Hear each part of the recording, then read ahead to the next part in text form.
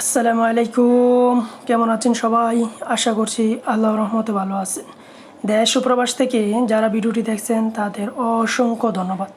প্রিয় দর্শক, আজ আমি আপনাদেরকে দেখাবো যানজট নিরসনে ঢাকার বাইরে যাচ্ছে বাস টার্মিনাল। তো চলুন দেখা যাক।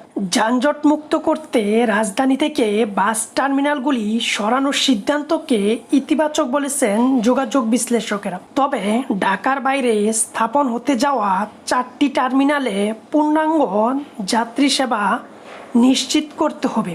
বিভিন্ন প্রান্ত থেকে ছুটে আসা যাত্রীরা যেন কাশপুর, কেরানীগঞ্জ, হেমায়তপুর, পূর্বাঞ্চল থেকে রাজধানী সহজেই ঢুকতে বা বের হতে পারে নিশ্চিত করতে জোর তাগিদ তাদের। যানজট কমে গেলে আমরা ওভারঅল যারা পরীক্ষার্থী আসি এরা সহজেই আমরা হলে যেতে পারবো পরীক্ষা দেওয়ার জন্য। তা না হলে উল্টো রাজধানীতে যানজট বাড়বে বলে আশঙ্কা যোগাযোগ বিশেষজ্ঞদের। যে অবৈধ যে টার্মিনাল, এই টার্মিনালগুলি বা এই যে কাউন্টারগুলি এটাও যেমন বন্ধ হবে এবং যারা যাত্রী সাধারণ আছে তারা টার্মিনালে যাওয়ার জন্য ইচ্ছাটা পোষণ করবে। ব্যস্ত শহরে মানুষের বাড়ি ফেরার এই তারা প্রতিদিনের, কিন্তু রাস্তায় নামতেই সব থমকে যায়। রাজধানীর মহাখালীতে রাস্তার দুই পাশে সারিবদ্ধভাবে দাঁড় করে রাখা দূরপাল্লার গাড়ি, কোথাও কোথাও মাঝ রাস্তায় দাঁড়িয়ে তোলা হচ্ছে যাত্রী। ঢাকার গাবতলী, সায়দাবাস ও ফুলবাড়িয়া বাস টার্মিনালেও একই চিত্র।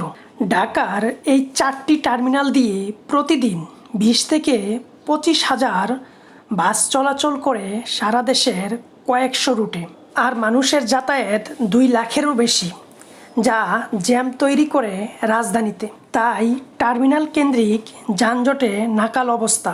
রাজধানীবাসীকে স্বস্তি দিতে ঢাকার বাইরে স্থানান্তরের পরিকল্পনা করেছে সরকার।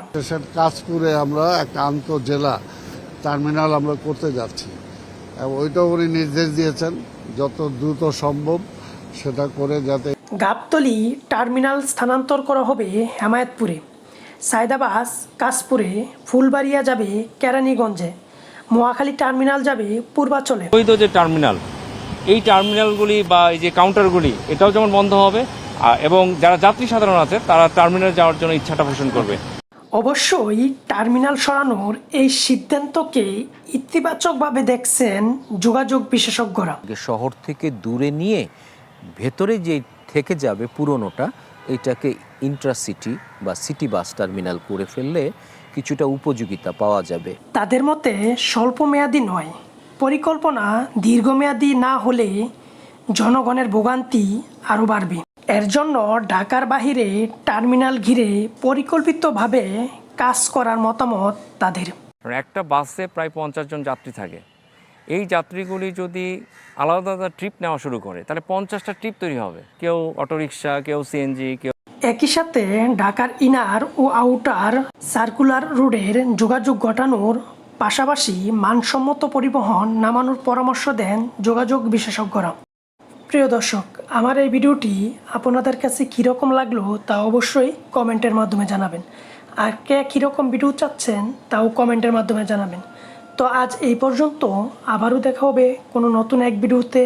সবাই ভালো থাকবেন, সুস্থ থাকবেন। আল্লাহ হাফেজ। আসসালামু আলাইকুম।